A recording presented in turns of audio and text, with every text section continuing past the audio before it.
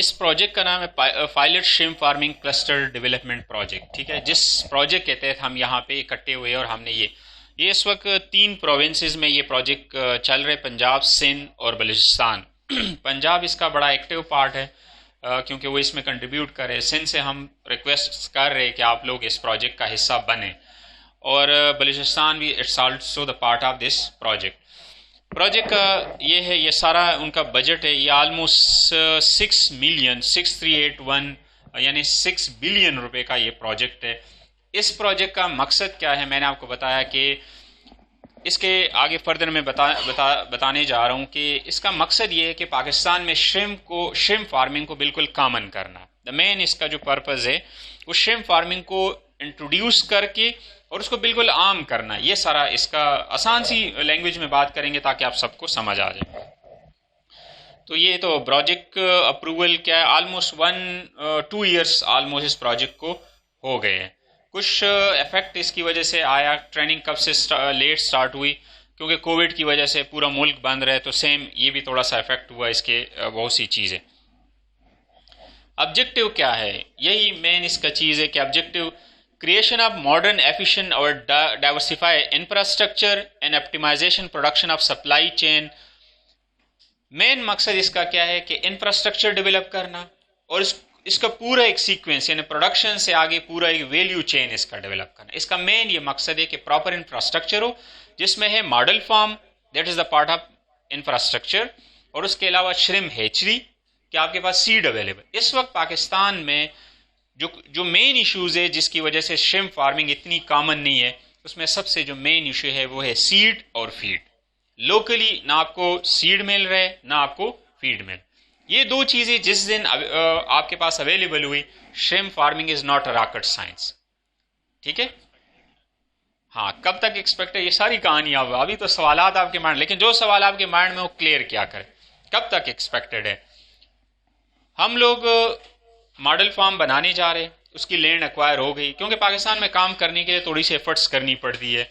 हम 2 सालों से लगे हुए थे और अल्टीमेटली पंजाब ने हमें मॉडल फार्म दिया। हमारा सबसे पहला टारगेट था कि हम मॉडल फार्म बनाएं, कि आपको ट्रेनिंग भी हमने इसीलिए डिले की, हमारे पास मॉडल फार्म हो जहां हम आपको ले जाए और आपको वो सारी चीज़ें वर्चुअली और वहां पे हर बेस पे यानी आई से अपनी आई कांटेक्ट से आप सब चीज़ों को देख सके।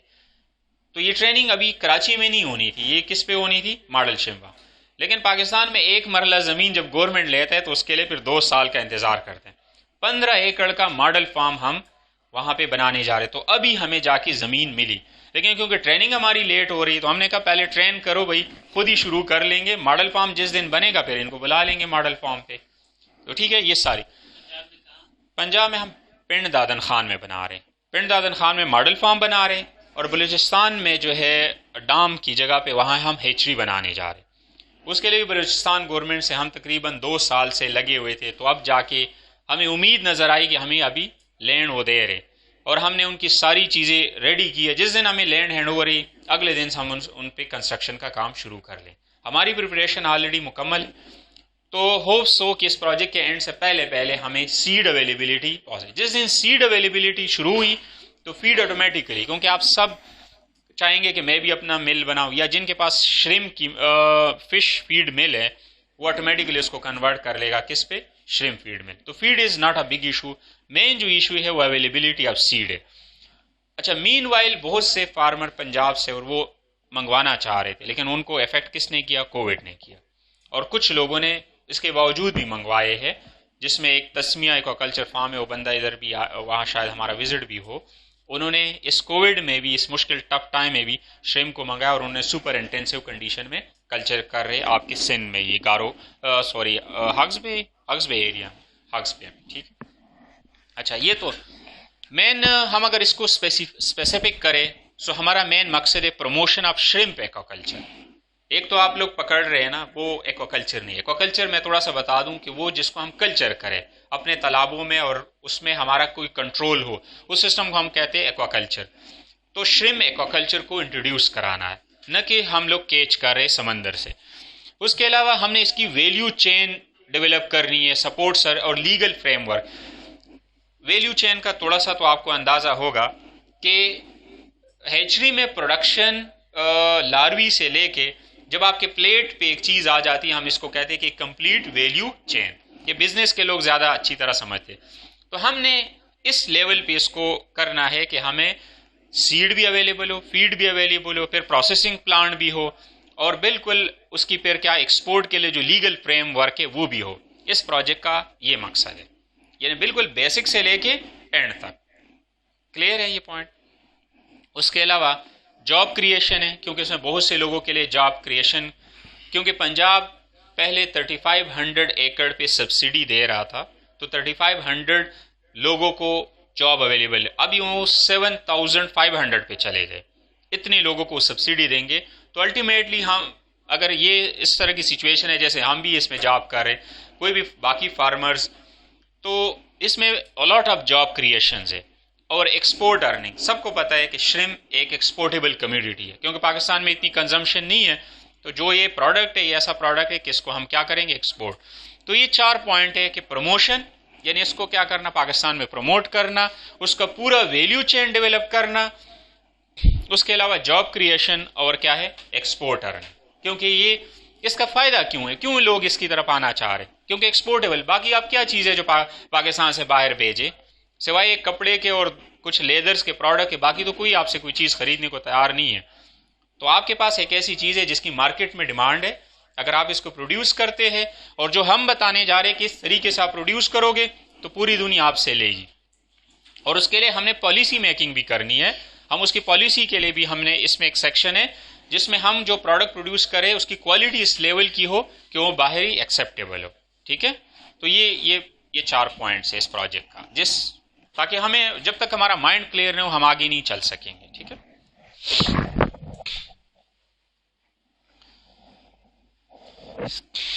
ये वो 3 पॉइंट्स है जो मैंने कहा कि फेडरल के पास क्या है, हम क्या करने जा रहे हैं, हमारा क्या काम है।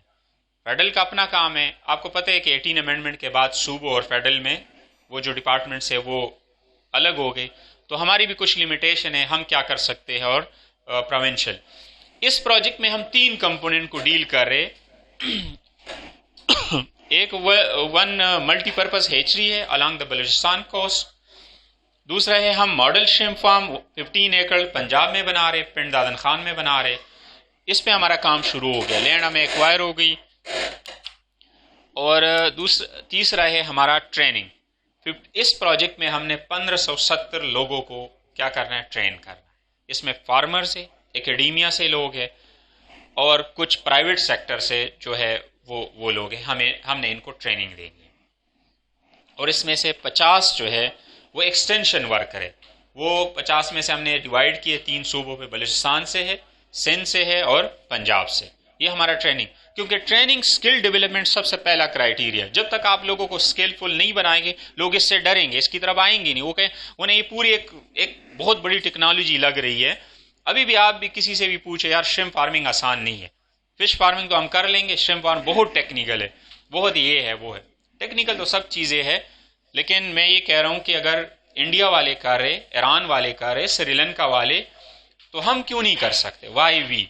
ठीक है, सवाल तो यही पैदा होता है, हम क्यों नहीं कर सकते। इसमें प्रोविंशियल आपको क्लियर हो, क्योंकि ये सारी चीज़ें प्रोजेक्ट, इसलिए आगे आप लोगों ने इसके पीछे अपने डिपार्टमेंट के पास जाना भी है, क्योंकि बाद में आप लोग जब ये स्टार्ट करोगे सब्सिडीज़ वाली चीज़ें आ जाएंगी, फिर एक्सपर्टीज तो ये आपको पता हो कि प्रोविंसेस के पास क्या है, आपके सूबे के पास क्या है इस प्रोजेक्ट के हवाले, वो क्या हेल्प आपकी कर हो सकता है। हम फेडरल में बैठ के हमने तो आपको ट्रेनिंग दी, बाकी हम आपकी हेल्प नहीं कर सकेंगे, बाकी हेल्प आपकी प्रोविंशियल। इसमें जो है एक सलाइन एक्वाकल्चर रिसर्च सेंटर बन रहे साउथ पंजाब में, ये प्रोविंशियल कंपोनेंट है। उसके अलावा इंसेंटिव 3500 एकर्स दे रहे, और ये 3500 अब रिवाइज हो गया, इसका PC1 ये 7500 पे चला गया सिर्फ पंजाब के लिए। 7500 सिर्फ पंजाब के लिए चला गया, पहले कितना था 2500। और सिंध के पास हमने सिंध को कहा भाई 1000 से ज़्यादा आप 2000 को दे दे सब्सिडी, अपना PC1 रिवाइज करके हमें भेजे। लेकिन सिंध वाले थोड़ा सा, मैं कुछ कहूँगा नहीं, सोने वाला लफ्ज़ तो अच्छा है लेकिन मैं कह नहीं सकता इस लेवल पे। ठीक है, तो सिंध वाले अभी सो रहे हैं, हम उनको कहीं ले आए भाई अभी।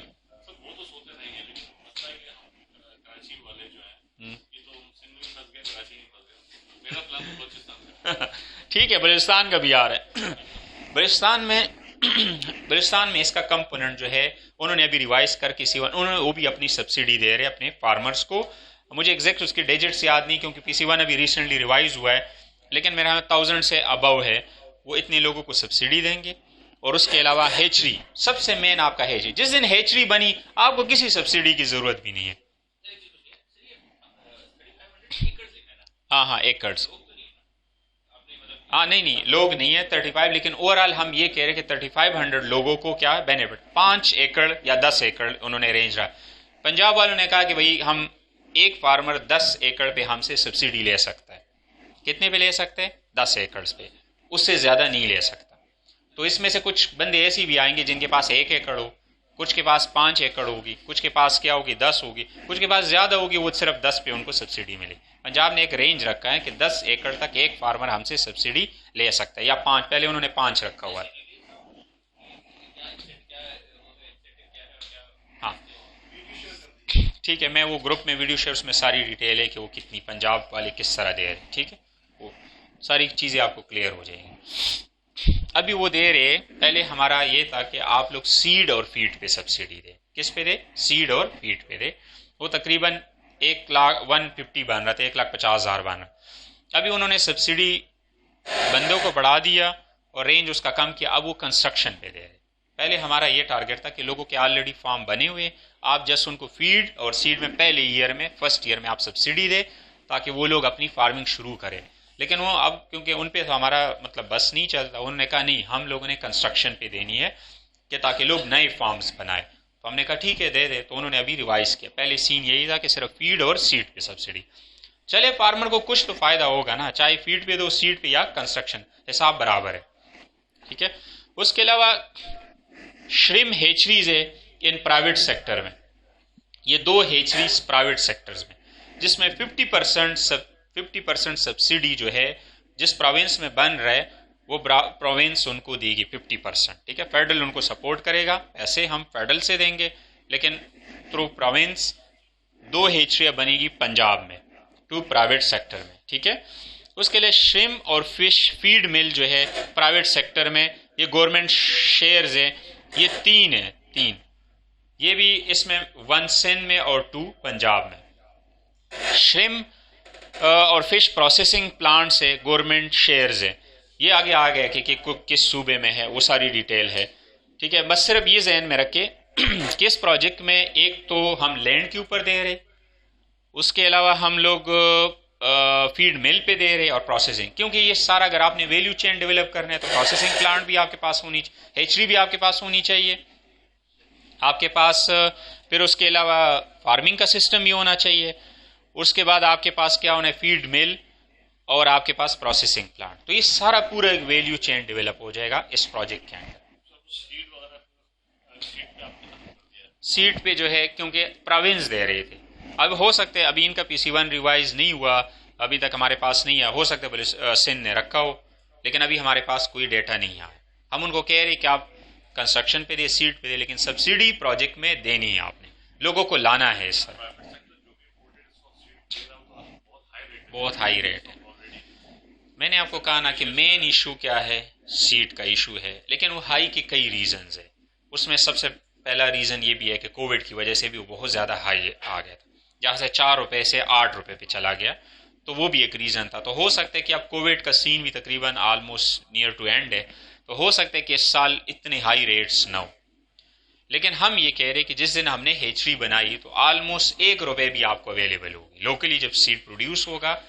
तो वो हम तो पहले दिन से, जिस दिन ये प्रोजेक्ट में हम आए, पहले दिन से हमने लेटर लिखा बलूचिस्तान गवर्नमेंट को कि हमें 15 एकड़ की ज़मीन दे दे। पहले तो हमने 25 एकड़ मांगी, फिर उन्होंने कहा 25 एकड़ तो बहुत ज़्यादा है, क्योंकि बलूचिस्तान में तो जगह ही आपको नहीं मिलती, जबकि आप सबको पता है कि पूरा बलूचिस्तान खाली पड़ा हुआ है। ठीक है, लेकिन हमने कहा कि ठीक है, हमने कहा कोई बात नहीं यार आप, फिर हमने जगह सेलेक्ट किया, हमें ये जगह दो, वो कहे नहीं इधर तो हम पता नहीं क्या बना रहे हैं। फिर हमने कहा छोड़ो, अपनी मर्जी की जगह दो यार, अपनी मर्जी के कोई भी कोस्टल एरिया पे जगह दो, क्योंकि कोस्टल के अलावा हम नहीं बना सकते। और फिर हमने अगर बलूचिस्तान को जगह नहीं दी तो फिर वो कहेंगे यार बलूचिस्तान को तो आप लोगों ने इस प्रोजेक्ट में इग्नोर किया। तो फिर हमने कहा कि भाई जहां आप लोगों का दिल करता है हमें कोई जगह दे दे 15 एकड़। तो रोज़ उनको लेटर करे, कोई 10 दफ़ा तो मीटिंग्स करके गए कि भाई हमें जगह दो, हम हेचरी बनाएंगे और ये 500 मिलियन का प्रोजेक्ट है, सिर्फ हेचरी की बता रहा हूँ, 500 मिलियन का हेचरी वहाँ पे। तो जो 500 मिलियन का कोई प्रोजेक्ट किसी जगह पे इनिशिएट होगा तो वहाँ के लोकल कम्युनिटी को फ़ायदा तो होगा, और जो वहाँ पे जॉब करेंगे 30-35 लोग तो वहाँ हेचरी में जॉब करेंगे, उसके अलावा जो लोकली लोगों के लिए फ़ायदा होगा वो सारे कहाँ, श्रिम्प के डिजीज़ मैनेजमेंट के लिए। और वो हमारे 471 मिलियन का वो पार्ट है जो हम बलूचिस्तान में बनाने जा रहे हैं। उसके अलावा जो है हमारे पास इसमें model shrimp farm establishment 5 number पे, ये 377 मिलियन का प्रोजेक्ट है जो हम लोग पंजाब में पिंड दादन खान में कर रहे हैं, और इस पर ऑलमोस्ट काम स्टार्ट हो चुका। ठीक है, बाकी इसमें लास्ट में मैंने आपको बताया था कि श्रिम्प हेचरीज है, 2 हेचरीज है, पी का मतलब है पंजाब, ये जो P2 है दोनों पंजाब में। इसमें अगर आप आगे जाते हैं प्रोविंशियल शेयर, प्राइवेट सेक्टर और टोटल शेयर, इसमें यानी प्रोविंशियल और प्राइवेट ये 50-50 पार्टनरशिप के बेस पे होगा। ठीक है, 50% पंजाब गवर्नमेंट देगी, पंजाब को हम फेडरल वाले देंगे, और 50% जो है वो किसकी होगी, प्राइवेट फार्मर्स की। यानी ये समझे कि हेचरी के लिए 150-50 यानी 300 मिलियन का ये प्रोजेक्ट है। उसके अलावा फिश हेचरीज भी इसके अंदर है 2, क्योंकि हमने इन दोनों को सपोर्ट करना है। उसके अलावा श्रिम्प फीड मिल है, एक पंजाब में एक सिंध में है, और इसमें भी 375 यानी 50-50 पार्टनरशिप पे होगा। उसके अलावा हमारे पास लास्ट में फिश प्रोसेसिंग प्लांट, ये दोनों पंजाब में, क्योंकि कराची में सिंध में ऑलरेडी प्रोसेसिंग प्लांट हमारे पास है, तो हम लोग पंजाब में बनाने जा रहे हैं। ठीक है, तो ओवरऑल ये तकरीबन 6381 मिलियन का ये हमारा प्रोजेक्ट है। इसकी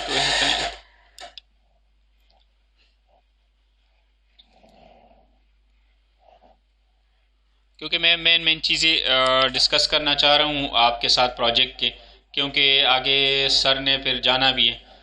ये 30 जून तक जो हमारा प्रोग्रेस था हमने इसमें क्या क्या चीज़ें की है, हमने क्या अचीव किया। लैंड एक्विजिशन हमारी हो गई है, मतलब हमें 2-3 चीज़ों में आज के दिन तक हमें सक्सेस रही है।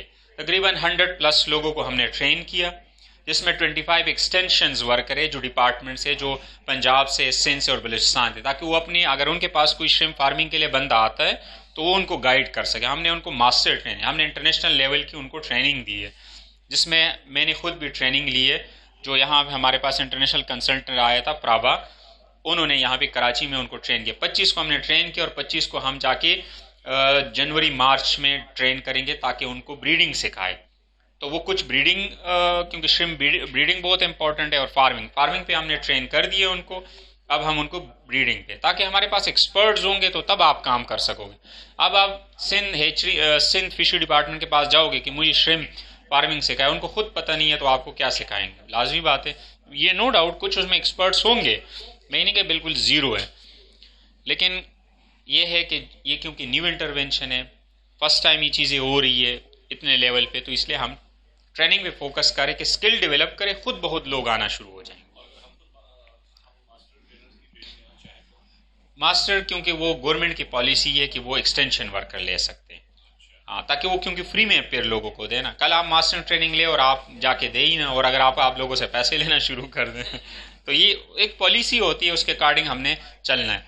उसमें यह है कि हम उनको मास्टर ट्रेनर बनाएंगे और फिर वो जाके हमारे फार्मर्स को फ्री ऑफ कॉस्ट ट्रेनिंग देंगे।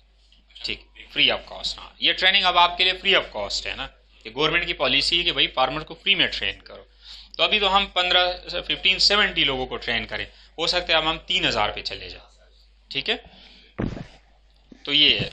अच्छा, उसके अलावा इस प्रोजेक्ट में जो है पंजाब, मैंने आपको बात की कि हम एक पॉलिसी भी इसमें बना रहे, नेशनल रेजिड्यू कंट्रोल प्लान, क्योंकि जब आप श्रिम्प को प्रोड्यूस करेंगे फिर आपने इसको एक्सपोर्ट भी करना है, क्योंकि कोई प्रॉपर पॉलिसी नहीं है हमारे पास जो एक्वाकल्चर बेस्ड प्रोडक्ट को बाहर भेजना। अभी जो आप भेज रहे हो तो समंदर बेस है, और जो आप एक्वाकल्चर के भी भेज रहे हो वो आप समंदर में ही ऐड करके उसमें भेज रहे।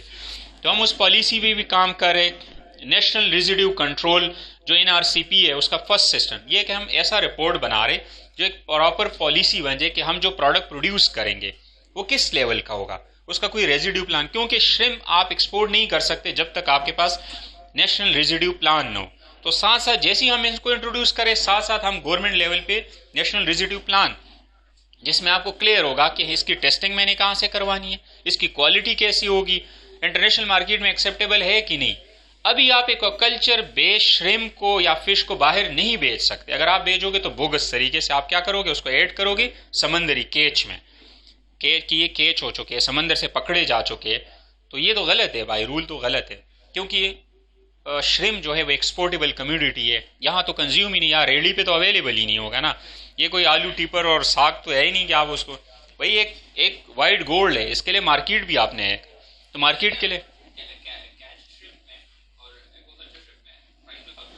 प्राइस में कोई खास फर्क नहीं है, बल्कि वो ज़्यादा अगर अच्छे इन्वायरमेंट में उसको ग्रो किया जा चुका हो तो उसकी अच्छी डिमांड है, क्योंकि कंट्रोल उसमें कोई, क्योंकि उसमें कोई नेशनल यानी रेजिड्यू उसमें नहीं होंगे अगर आपके पास सर्टिफिकेशन हो।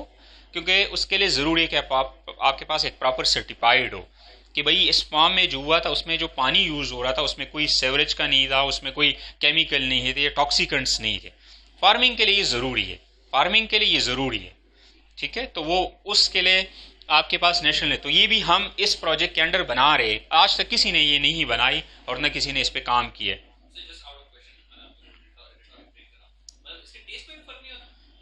टेस्ट में नहीं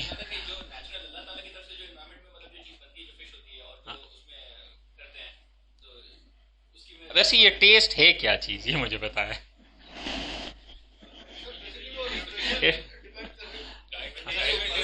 जी न्यूट्रिएंट्स में फ़र्क होगा ये, क्योंकि इन्वायरमेंट फार्म टू फार्म भी न्यूट्रिएंट्स बेस्ड फ़र्क होता है, समंदर और उसका नेचुरल इन्वायरमेंट का इफेक्ट। तो इसी वजह से तो जो आप समंदर से पकड़े जा रहे हैं उस पर रूल इतने सख्त नहीं, हालांकि आपका समंदर भी डिप्लेट हो चुका है, उसमें भी टॉक्सिकन और रोजे, लेकिन उसके बावजूद भी उसके लिए रूल थोड़ा सा लीनियंट है।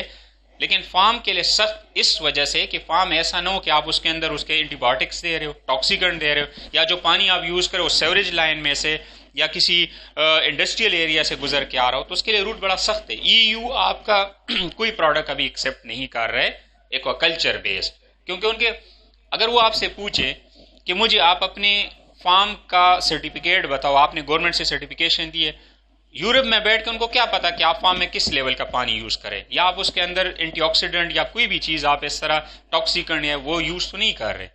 तो वो उनके लिए आपके पास एक रूल, बाकायदा रूल मेंशन है कि ये क्वालिटीज़ होनी चाहिए आपके पानी की, ये तरीक़ाकार से कल्चर होना चाहिए। तो वो आज तक किसी के पास नहीं है, वो हम बनाने जा रहे हैं, क्योंकि ज़रूरी है जब ये श्रिम्प इतने लेवल पे प्रोड्यूस हो कि इसको हमने बाहर भेजना है।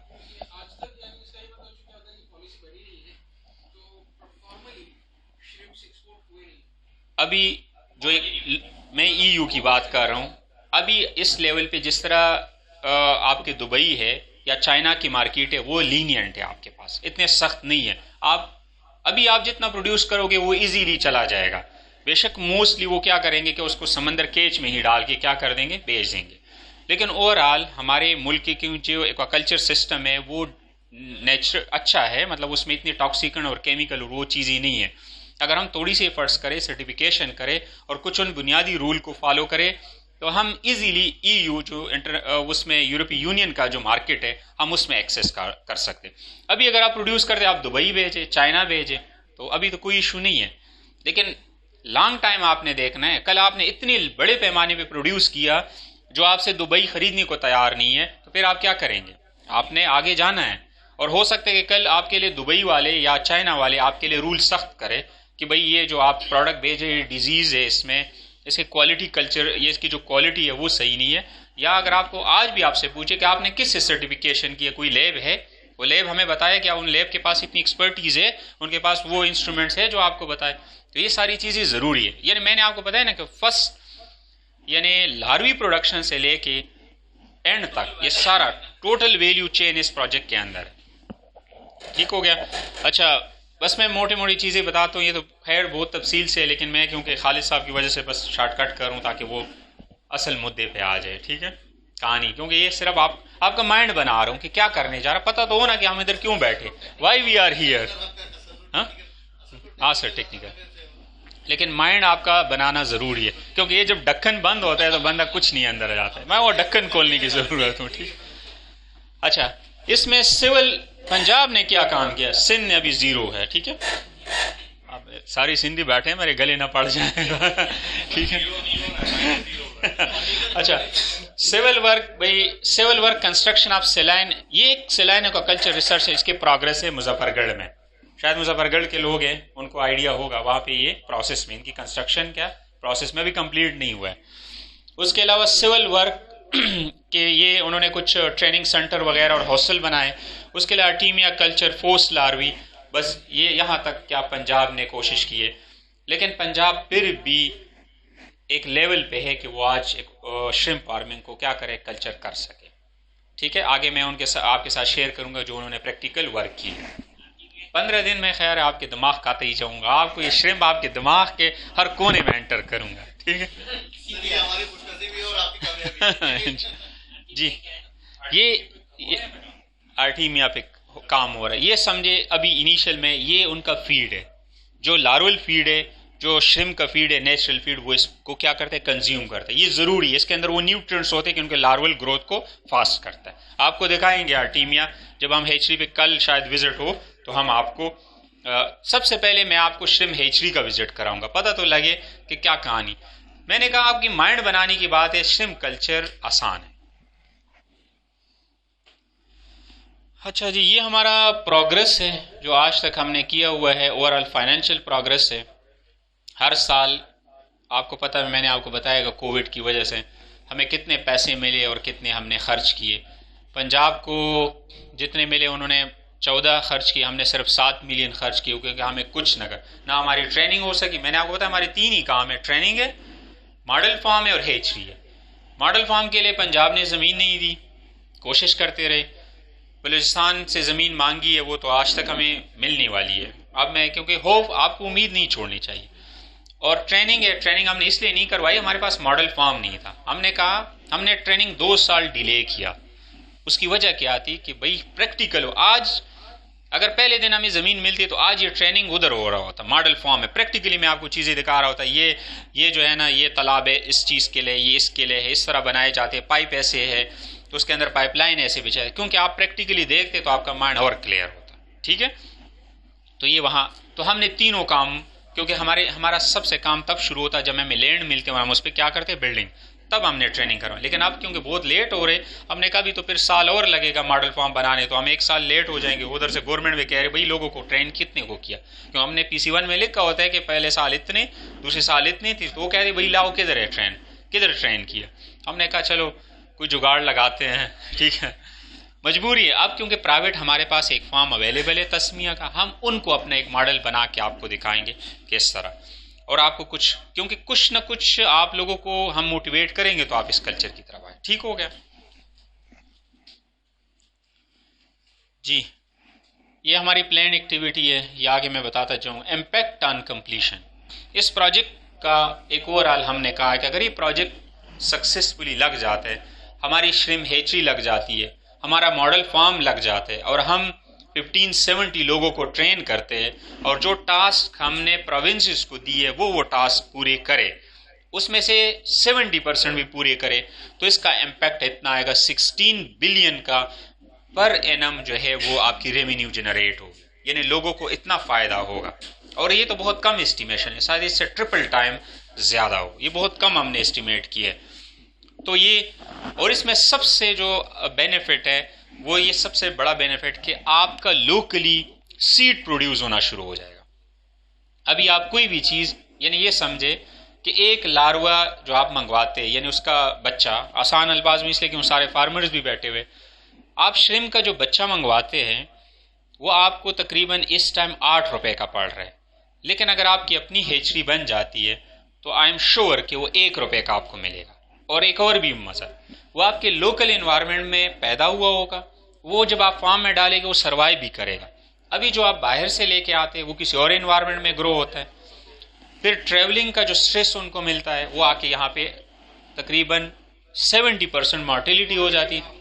तो आपको तो पहले सीड ही में नुकसान हो गया, जिस दिन आपने सीड डाला उसी दिन आपको क्या हो गया, लॉस होगा, क्योंकि हमारे नेचुरल हर इन्वायरमेंट का अपना एक इम्पैक्ट होता है। जो बच्चा थाईलैंड में पैदा हुआ होगा, मैं श्रिम्प की बच्ची की बात कर रहा हूँ, ठीक है, श्रिम्प का जो बच्चा थाईलैंड में प्रोड्यूस हुआ होगा वो उनके अपने अपने वाटर की एक क्वालिटी होती है, उस वाटर में होता है। फिर वो जो इतना स्ट्रेस, वो तो बड़ा मासूम सा बच्चा होता है, जो वो इतना स्ट्रेस शापर में डाल के बेचते, तो वो स्ट्रेस में से ही वो जो स्ट्रेस मिलती है लिविंग ऑर्गेनिज्म की, वो मोस्टली जो हम कहते हैं कि लिविंग ऑर्गेन जैसे फिश का बच्चा है, वो 6 आवर स्ट्रेस को बर्दाश्त करता है। ट्रांसपोर्टेशन का अपना एक स्ट्रेस होता है, जैसे हम भी है ना 22 घंटे ट्रेवल अगर हम करते तो हमारी भी तबीयत क्या हो जाती, ख़राब हो जाती, वो स्ट्रेस की वजह से, टेंशन की वजह से।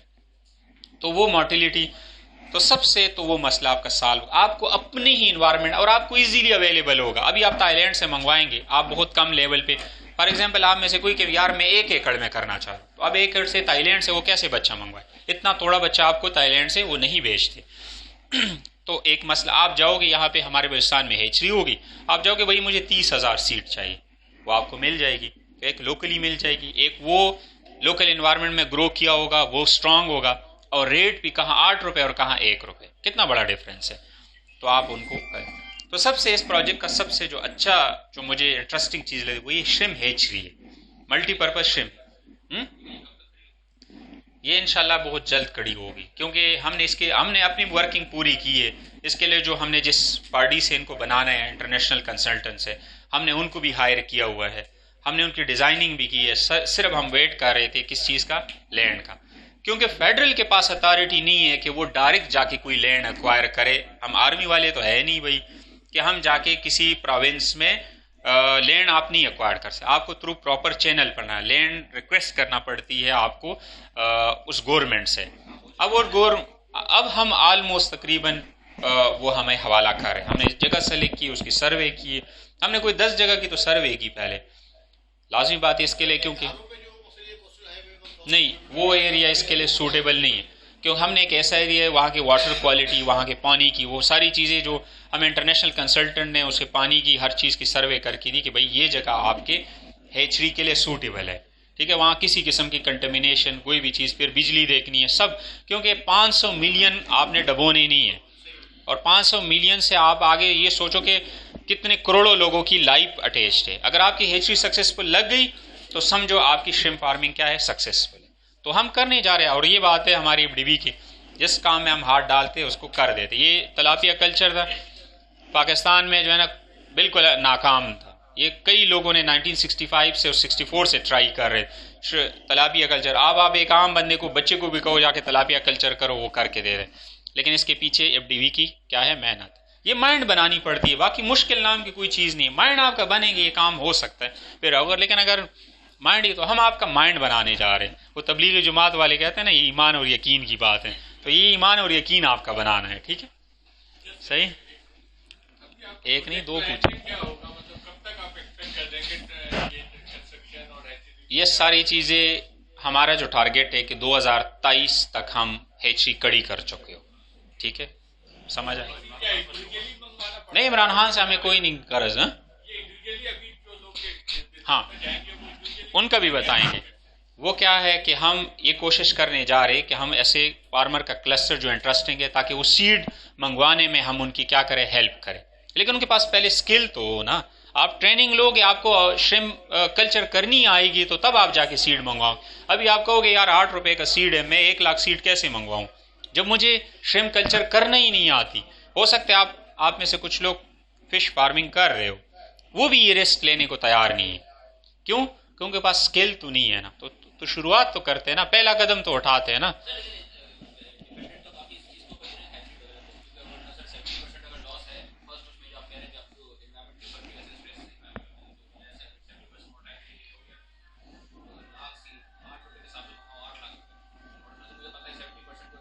डिस्काउंट उसमें यह है कि अगर group of cluster of farmer बन जाते हैं, वो इकट्ठे ज़्यादा सीड मंगवा ले और आपस में डिस्ट्रीब्यूट करें।